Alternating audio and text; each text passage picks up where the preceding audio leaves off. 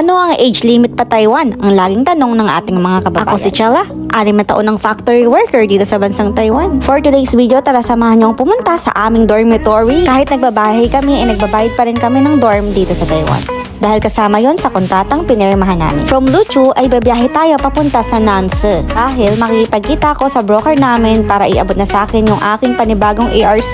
Kailangan i-renew yung ARC mo kapag rehired ka. So 3 taon na naman tong pakikibaka dito sa Taiwan. After 45 minutes sa biyahe, nandito na ako sa aming dormitory at ito ang yellow house. Yung dating yellow ay ngayon ay orange na. Uy, ang sadya ko dito ay ako'y kukuha ng aking ARC.